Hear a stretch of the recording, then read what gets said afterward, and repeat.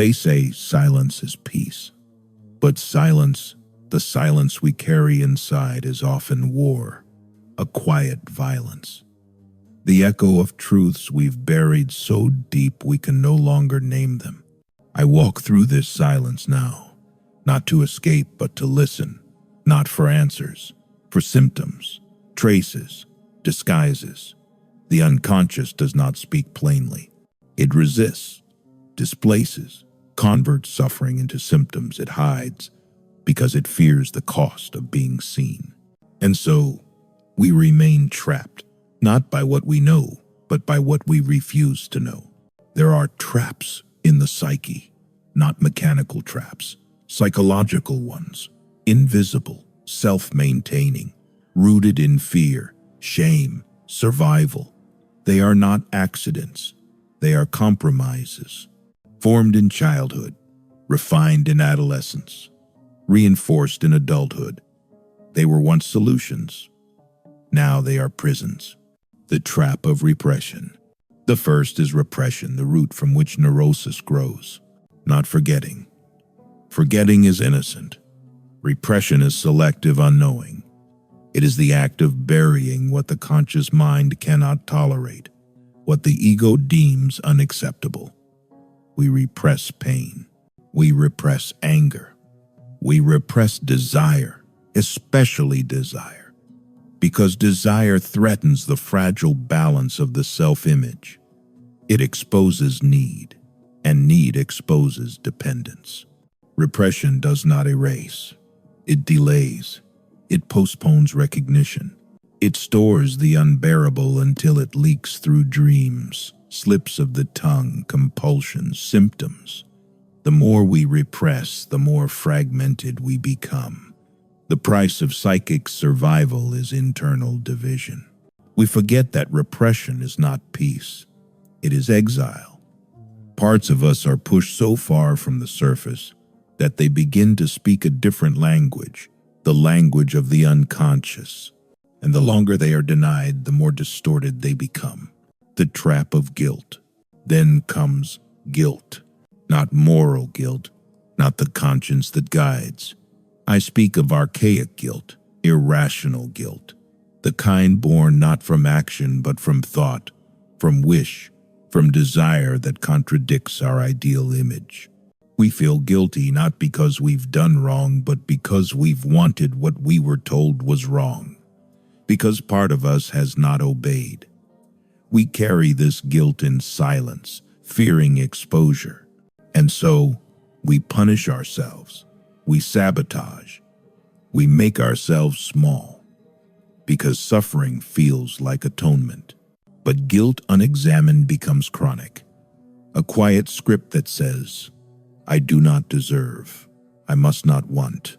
I must stay here, unseen, unheard, unworthy. What we call low self-worth is often guilt in disguise. Not guilt for who we are, but for who we secretly wish to be, for the parts we disowned. But disowning does not dissolve. It divides. The trap of the ideal ego. The ego ideal is supposed to guide us, but when distorted, it becomes a tyrant. The voice that says, you are not enough, not out of love, but of cruelty. A superego formed in the image of critical parents, competitive siblings, humiliating teachers. We internalize those voices. We mistake them for standards. And then we chase an ideal self that is always just out of reach. Perfection becomes pathology. Failure becomes identity. And achievement loses meaning, because no victory can satisfy an ideal that was never ours to begin with. In truth, the ideal ego is a mask. Behind it, the real self suffocates. We smile while we erode. We present competence to avoid rejection, strength to hide fear, success to outrun shame. But the unconscious keeps score. It knows when we've betrayed our truth to maintain an image, the trap of the repeated compulsion. Then there is repetition, the compulsion to repeat, to recreate the same conflict. the same rejection, the same abandonment, again and again. Not because we enjoy suffering, but because the psyche seeks mastery. It wants to rewrite the story, to find a different ending. But repetition is not redemption. It is the unconscious crying out, look at this, feel this, understand this. But we rarely do. We say, why does this keep happening to me? As if fate were cruel. But it is not fate. It is us. It is memory without language, pain without narrative. The symptom is the story, but we read it backwards, blind to its author. To escape repetition, we must stop running from the original scene. We must go back not to relive, but to recognize. That is the true corrective experience. Not avoiding the past, but re-seeing it with new eyes. The trap of resistance. Resistance is not laziness. It is not weakness. It is the ego defending its territory. Every step toward truth is met with resistance, not because the truth is bad, but because it is dangerous to the identity we've built. To see clearly is to dismantle, and the psyche fears disintegration more than pain. So we resist through distraction, cynicism, intellectualization, denial. We choose surface over depth because depth threatens the illusion of control. But resistance is not the enemy. It is a signal, a defense. It says, you are getting close. And the closer we get to the truth, the stronger the resistance becomes, like the heat near the fire, like the fear before the plunge. The goal is not to eliminate resistance, but to listen to it, to decode its message. Every defense began as protection. We honor it by understanding it, not by obeying it. The trap of fantasy. Fantasy is not imagination. It is compensation. When reality wounds, fantasy soothes. We imagine the love we never received, the approval we crave, the justice denied. Fantasy is the stage where the repressed plays freely. It is seductive because it offers what the world withholds. But fantasy delays mourning. It keeps us attached to the impossible. And so we wait for the one who will finally understand, for the apology that never comes, for the perfect moment. And in that waiting, life passes. To let go of fantasy is to grieve, not to surrender hope, but to face the limits of the past, to say, what I needed was never given, and yet I am still here. I can need again, differently, without illusion. The trap of silence, and finally silence, not the contemplative kind, the silencing of the self, the learned muteness, where we swallow words, feelings, truths, to keep the peace, to stay loved, to avoid punishment. But what is suppressed in language becomes expressed in the body, in symptoms, in illness, in fatigue. We think we are strong for being silent, but silence often masks fear. Fear of rupture, fear of truth, fear that speaking will make things worse. And sometimes it does. But silence always costs. We lose contact with ourselves, with our own voice. To speak not for validation but for reality is an act of self-recognition. It is how the unconscious becomes conscious. It is how pain begins to transform into knowledge, not comfort, knowledge. These are not flaws, they are structures, psychic defenses, built not to deceive but to preserve. Yet in preserving, they imprison. The task is not to destroy them, but to understand them, to see clearly what once saved us and now confines us. Psychoanalysis is not healing through positivity. It is healing through recognition, through the slow, brutal, intimate work of truth. Freud said that where id was, ego shall be. But before the ego can take its place, it must descend.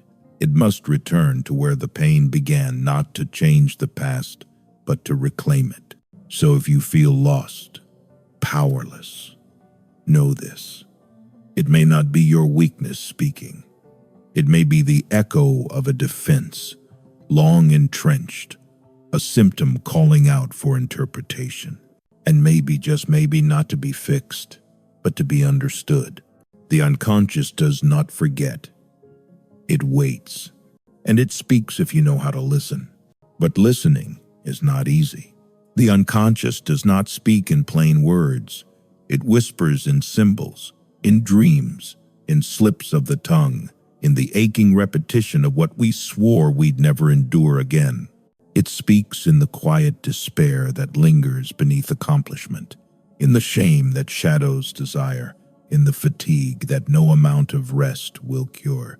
And we, terrified of what we might hear, cover our ears with distraction, with work, with relationships that echo old wounds.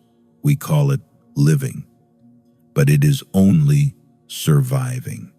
There is a difference. Survival is the triumph of the body. Living requires the courage of the mind to face what it fears most, itself.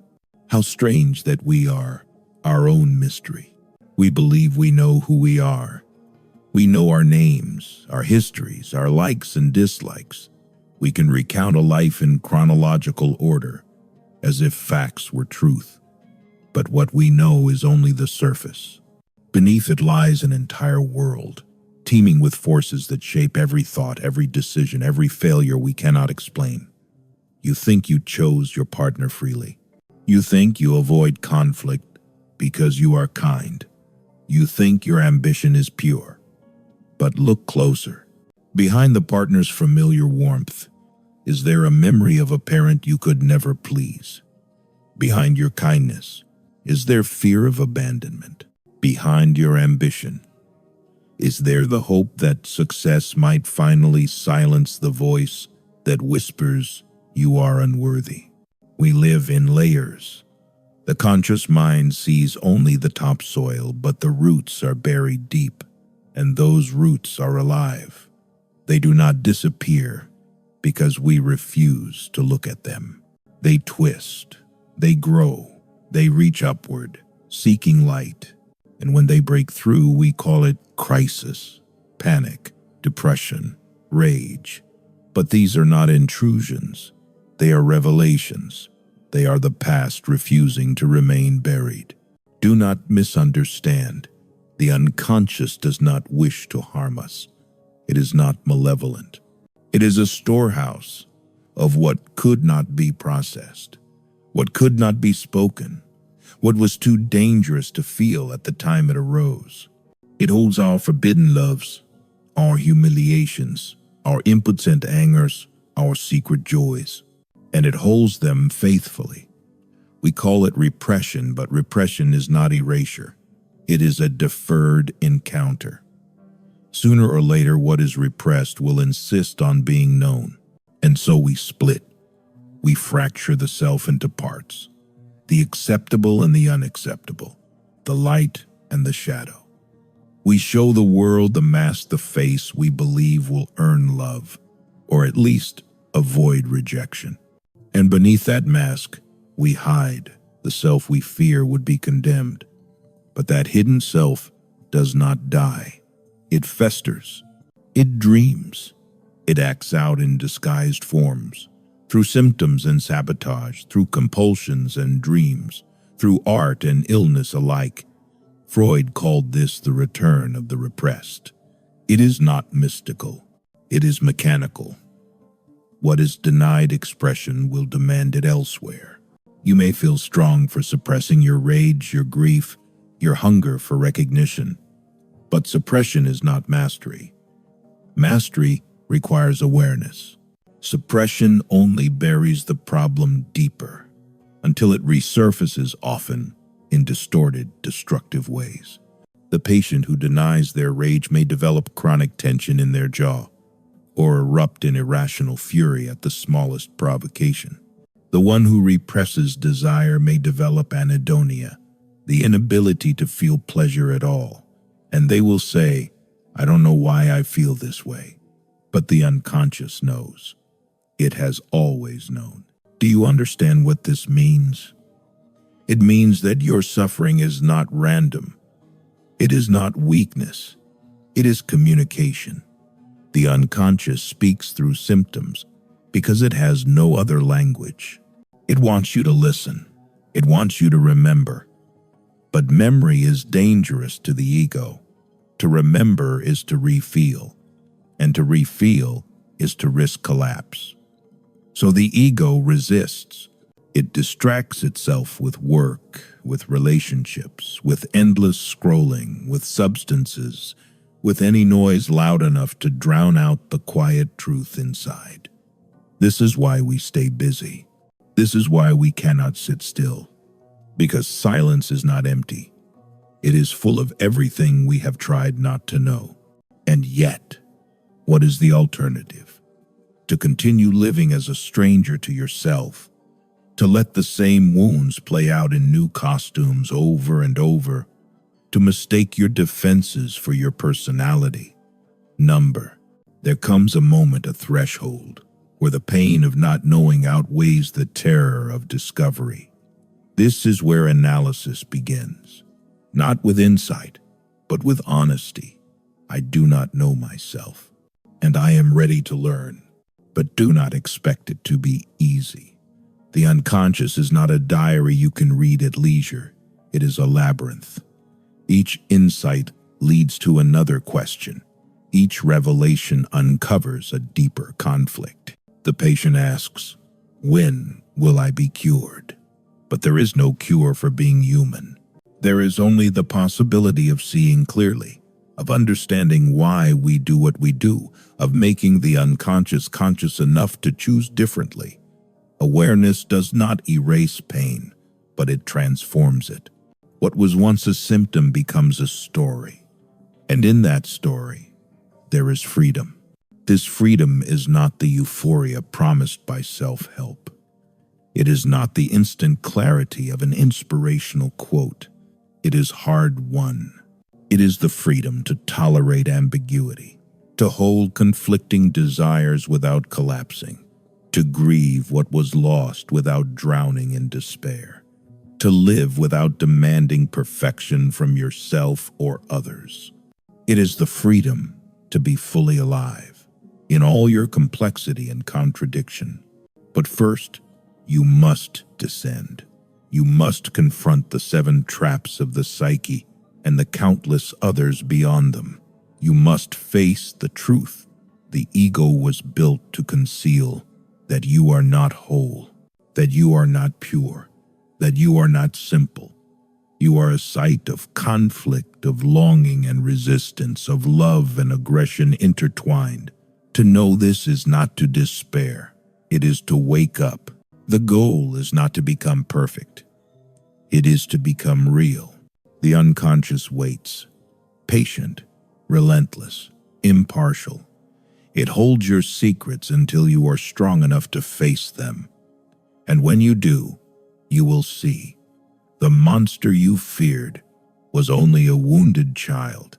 The shadow you fled was only the part of you that longed to be welcomed home. The traps dissolve, not by force, but by recognition.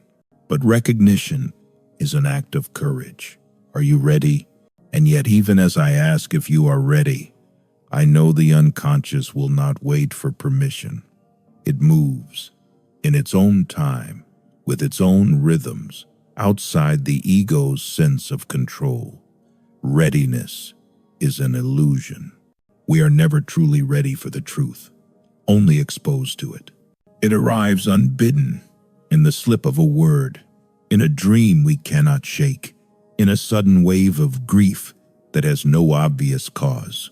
We say, "I don't know where this is coming from," but part of us does. Part of us has always known, and still the ego resists. It clings to its defenses as if they were lifelines, as if letting go would mean annihilation. It does not understand that these defenses These familiar patterns are precisely what keep us trapped. The need to please, the compulsive busyness, the avoidance of conflict, the endless pursuit of validation. These are not neutral habits. They are survival strategies, crafted in childhood, refined over decades, maintained because they once worked. Once, they protected us from rejection, from punishment, from unbearable aloneness. But what protects in one moment can suffocate in another. The defense that saved the child imprisons the adult. Look at the patterns that haunt you, the relationships that begin with hope and end with despair, the dreams deferred, not by circumstance, but by some unseen hand within you, the anger that erupts at the wrong people, in the wrong places, for the wrong reasons. These are not accidents. They are repetitions. They are your history playing out in the present. Freud called this the compulsion to repeat. It is the psyche's way of staging the original wound over and over in the desperate hope of mastering it. But mastery does not come from reenactment. It comes from recognition. Recognition requires looking where you least want to look. It requires asking, what am I avoiding? What am I protecting? What would it mean if I admitted the truth? The answers are never comfortable. They are not meant to be. Comfort is the domain of denial. Truth is unsettling. It rearranges the self. It threatens the fragile narratives we cling to. I am good. I am strong. I am in control. These stories are not lies, but they are incomplete. And the parts we leave out, our envy, our rage, our shameful desires, do not disappear. They wait in the shadow, influencing us in ways we cannot see. And so we project. We see in others what we cannot bear in ourselves. The qualities we repress, weakness, selfishness, cruelty, return in the form of judgment, disgust, obsession. We say, I could never be like that.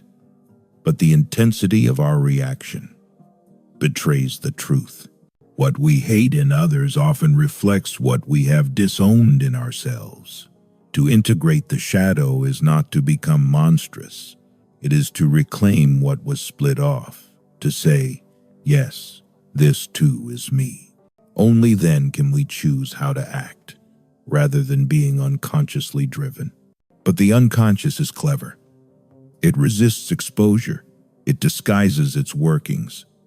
It makes us believe our symptoms are external problems, a difficult boss, an unloving partner, a cruel world. We rarely ask, what in me is drawn to this? What inner conflict does this reflect? It is easier to blame than to see. To see would mean taking responsibility for our participation in our suffering. And responsibility feels dangerous to the ego. It feels like blame, but it is not blame. It is power. Power begins the moment we stop asking, why is this happening to me?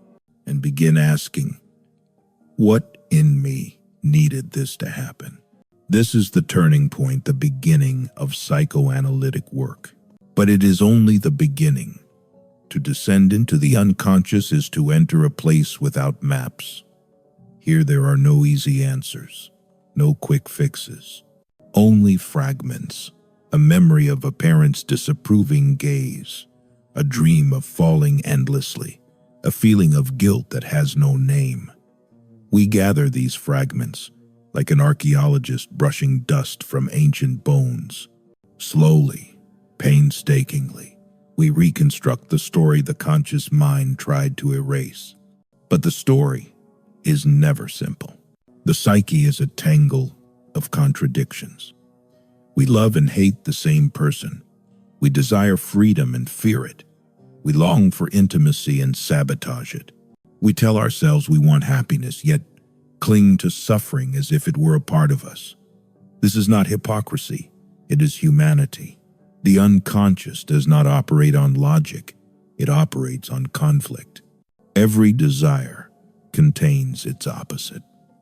Every wish is shadowed by fear.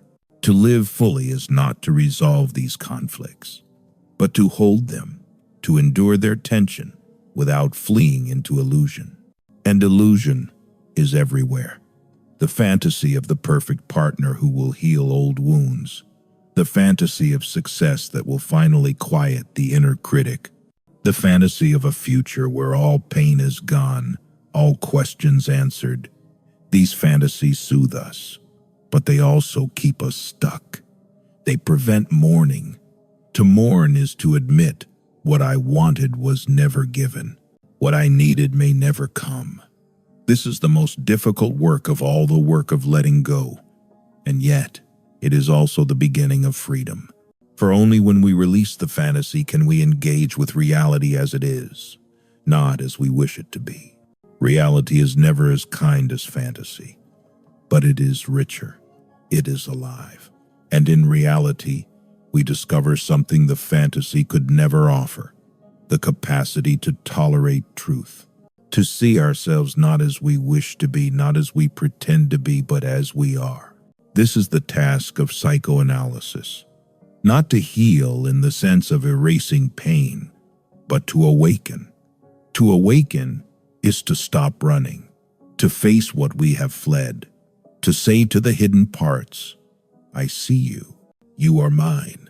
This seeing is not the end of suffering. It is the end of unnecessary suffering. When we stop resisting what is, the energy once spent on defense becomes available for life. Desire returns. Joy returns. Not the naive joy of childhood, but a deeper joy, born of having faced the darkness and survived. This is not wholeness in the sense of perfection. It is wholeness in the sense of inclusion. Nothing is excluded. Even the wounded child, even the monstrous shadow, even the unbearable grief, all are part of the self. To exclude them is to remain divided. To embrace them is to become real. The traps of the psyche are not faults. They are monuments to survival. They deserve respect, but they are not meant to be permanent. The child built them because the child had no choice. The adult can choose differently. But choice requires knowledge, and knowledge requires courage. To ask, what am I hiding from myself? To listen, even when every instinct screams to turn away. To descend, even when the descent feels like death. For the ego, it is a kind of death. The death of illusion, the death of certainty. But what dies is not the self. It is the false self, the mask, the armor, the defenses that were once necessary but now suffocate, and beneath them, the real self waits. Not perfect, not pure, but whole. You cannot escape the unconscious. You can only choose how to meet it, in resistance or in recognition. And in that recognition, something shifts slowly. Imperceptibly. The same patterns no longer hold the same power. The same wounds no longer dictate the same responses. The same desires are no longer tangled in the same guilt. This is not liberation in the romantic sense. It is subtle, ordinary, but it is real, and it is enough. And yet even now, as we move deeper, I can feel the resistance thickening. The unconscious does not yield easily. It is not a door you can simply push open. It is a labyrinth of protections, each built to guard what once felt unendurable. To approach it is to feel the weight of dread, the trembling of the ego as it senses its own limits. The closer we come to the buried truths, the more our defenses tighten, distraction sharpens, sleep grows restless. Old habits return with a vengeance. It is as if the psyche itself is whispering, don't look here. You will not survive what you find. But the truth is this. We have already survived it. The wound has already happened. What remains now is only the shadow, the memory frozen in time. To see it will hurt, yes, but it will not destroy us. What destroys us is the endless work of keeping it unseen, the repression that numbs not only pain but also joy, the silence that strangles not only rage but also vitality. To lift the repression is to open the floodgates, and at first the waters are dark, turbulent, terrifying. But what lies beyond that storm is not chaos. It is life. And so we descend further. Here in the depths, we meet the first of the great archetypal figures, the parent. Not the parent as they are now, frail and aging perhaps, but the parent as they live in the unconscious, powerful, godlike, the source of both love and terror. The mother who nurtured and the mother who smothered, the father who protected and the father who abandoned. These parental imagos are not mere memories. They are living structures in the psyche. They shape how we love, how we fear, how we punish ourselves. Every authority figure carries an echo of them. Every lover carries a trace. We say, I am not like my mother. I am not like my father. And yet, we repeat their patterns, enact their conflicts, speak their words in moments of anger. Not because we want to, but because the unconscious is loyal. It preserves the original bonds, even when they harm us. To confront these imagos is to risk shattering the idealized images we carry. It is to admit, my parents were not gods. They were human. They failed me in ways I could not bear to acknowledge. And here the guilt arises. For to accuse the parent, even silently, feels like betrayal. The child in us clings to the fantasy. If I was good enough, they would have loved me perfectly. It is easier to believe in our own defectiveness than to face the limits of those we depended on for survival. But this guilt is misplaced. To see our parents clearly is not to hate them. It is to liberate ourselves from their shadows. And beyond the parents, deeper still, we meet the drives, the pulsing forces of life and death, eros and thanatos, the drive to create, to love, to bind ourselves to others, and the drive to destroy, to return to stillness, to unmake what has been made. We are taught to fear the death drive, to deny our own aggression, our own wish for release from the burden of desire. But it is here, in the tension between these two forces, that the truth of our existence unfolds. We are creatures of contradiction. We long for connection, yet we push it away. We strive for permanence, yet we are drawn to the abyss. To deny either side is to split the self. To hold them both is to begin the work of integration. Integration does not mean harmony. The psyche is not a machine to be fixed, nor a garden to be made tranquil. It is a battlefield where opposing forces clash endlessly. Love and hate, desire and fear, autonomy and dependence. To see this conflict is to see why peace eludes us. The ego dreams of stability, but the unconscious thrives in motion, in flux, in the ceaseless dance of opposites. Our suffering comes not from the conflict itself, but from our refusal to accept it.